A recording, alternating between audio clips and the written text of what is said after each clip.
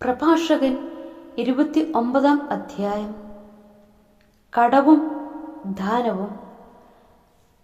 കരുണയുള്ളവൻ അയൽക്കാരന് കടം കൊടുക്കും, അവനെ തുണയ്ക്കുന്നവൻ കൽപ്പനകൾ അനുസരിക്കുന്നു. അയൽക്കാരന് ആവശ്യം വരുമ്പോൾ കടം കൊടുക്കുക. നീ കടം വാങ്ങിയാൽ സമയത്തിന് തിരിച്ചു കൊടുക്കണം. വാക്കുപാലിച്ച് അയൽക്കാരനോട് വിശ്വസ്തത കാണിക്കുക. നിന്റെ ആവശ്യങ്ങൾ തക്ക സമയത്ത് നിറവേറും. വീണ് കിട്ടിയ നിധി പോലെ കടത്തെ കരുതുന്ന വളരെ പേരുണ്ട്. അവർ തങ്ങളെ സഹായിക്കുന്നവർക്ക് ഉപദ്രവം വരുത്തും. കടം കിട്ടുന്നതുവരെ അയൽക്കാരന്റെ കൈ ചുംബിക്കുകയും അവന്റെ ധനത്തെപ്പറ്റി പുകഴ്ത്തി പറയുകയും ചെയ്യുന്നവരുണ്ട്. കടം വീട്ടാറാകുമ്പോൾ താമസിപ്പിക്കുകയും നിരർത്ഥകമായ വാഗ്ദാനം നൽകുകയും സമയം പോരെന്ന് പരാതി പറയുകയും ചെയ്യുന്നു.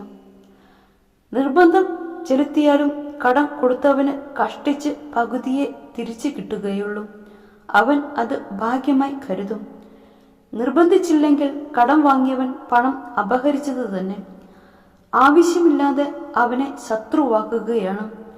നിന്ദയും ശാപവർഷവും കൊണ്ടായിരിക്കും അവൻ കടം വീട്ടുക. മാനത്തിനു പകരം അപമാനം ലഭിക്കുന്നു. ഇത്തരം ദുഷ്ടത നിമിത്തം കടം കൊടുക്കാൻ പലരും മടിച്ചിട്ടുണ്ട്. ആവശ്യമില്ലാതെ വഞ്ചിതരാകാൻ അവർ ഭയപ്പെടുന്നു. എങ്കിലും നിർധനരോട് കരുണ കാണിക്കണം. നിന്റെ ദാനത്തിനു വേണ്ടി കാത്തിരിക്കാൻ അവന് ഇടയാക്കരുത്. കൽപ്പനകളെ പ്രതി ദരിദ്രനെ സഹായിക്കുക.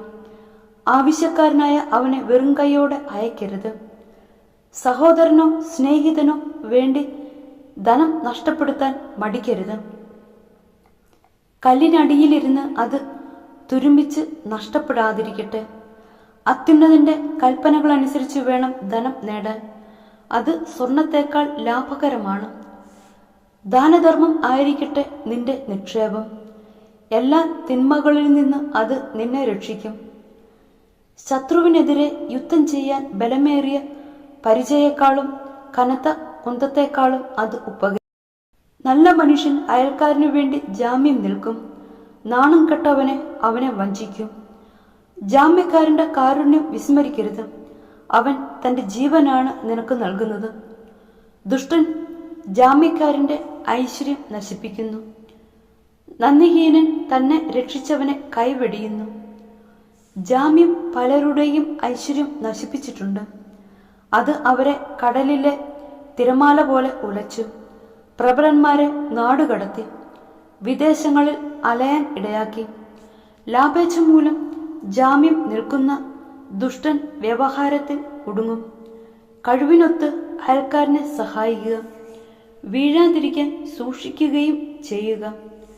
ജലം, ആഹാരം, വസ്ത്രം, സ്വൈര്യമായി പാർക്കാൻ ഒരിടം എന്നിവയാണ് ജീവിതത്തിന്റെ പ്രാഥമിക ആവശ്യങ്ങൾ.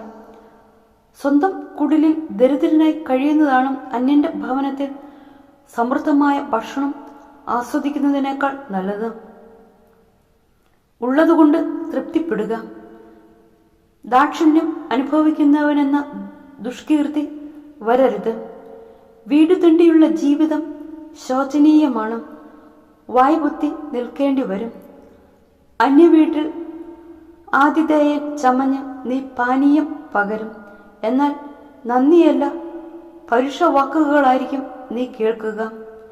ഹേ മനുഷ്യ, വന്ന് മേശയൊരുക്കും. എടുത്തു വിളമ്പു, ഞാൻ ഭക്ഷിക്കട്ടെ. ഈ മാന്യനു വേണ്ടി സ്ഥലം ഒഴിഞ്ഞു തരിക.